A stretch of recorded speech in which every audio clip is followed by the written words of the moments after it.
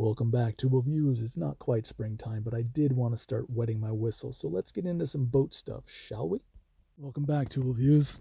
It's Lee, it's 2023, and it was 19 degrees when I woke up and saw the thermometer, but the sun was out, and I thought, well, shoot, I should probably get off my lazy ass and go do something.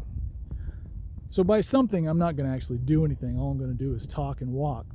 If I slip and drop the camera, it's because it's slippery. So this is a boat that I've done a number of videos on, and the reason I'm doing another video right now is because if you watched any of the other videos, you may know that I lost control of this boat. In other words, it went back to somebody, or somebody bought it.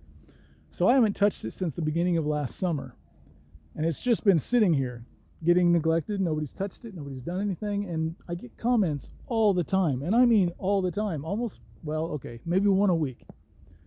Some jackhole is telling me that there's no way in hell that you can compound with a buffer, oxidation out of gel coat, and have it last and stay shiny for more than a day, maybe a week, but no more than a month. My guess is that's their experience, and I know why. I know why, because I've done this for 17, almost 18 years. So I use the right products, I use the right techniques, and I get down past the oxidation so that I don't have to worry about it coming back as long as I keep it protected. Speaking of protection, let's take a look at this little spot right back here. This is a section I did, a little test spot. I was comparing from like these snaps over and these snaps over. I was comparing Fireglaze Plus and Avalon King's Armor 9. So on this side, Avalon King's Armor 9, on this side, Fireglaze Plus. Now, if I position the camera right, you might be able to see a reflection.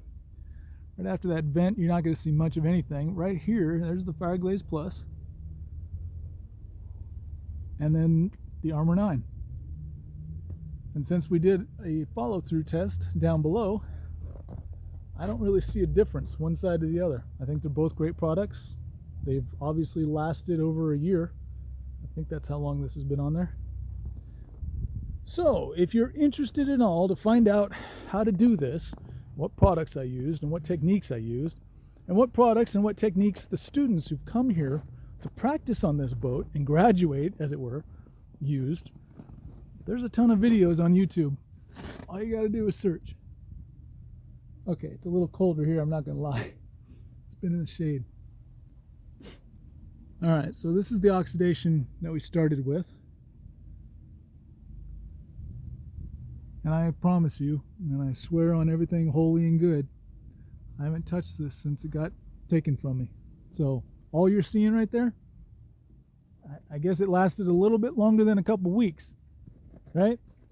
Anyway, it's a short video. I didn't tell you how to do anything or show you anything. I apologize for that. But this might answer a couple questions that keep getting thrown around, and I suppose I'm starting to get tired of answering them. Anyway, I hope you're having a great start to your year. My year is going to kick off with this bad girl right here. Little chaparral. Now right now, because she's sitting in the sun, all the snow is melting off of her, and she's wet. And I really don't want to be working on a boat with this much water. It just keeps coming down and messes with my pads, and messes with the compound, and messes with the polish that I put on there. And by the way, I'm going to be using Fireglaze Plus on the boot stripe, definitely. I'm not sure what I'm going to do on the blue. If you saw this boat, I think it was about 2 years ago, I did this. Maybe a year ago, let's be fair. A year ago I did this, and it was trash. The guy had used SOS Scotch Brite pad to get through some oxidation. All he did was scratch the boat. It was horrible. And the next move he was going to play was coating it with Polyglow. So I told him if he did that, I'd shoot him in the face. So I guess now I got to put my money where my mouth is and make this thing look right. Damn. Anyway, thank God for a gimbal, right? Okay, y'all have a good day. I'll talk to you later. Pieces.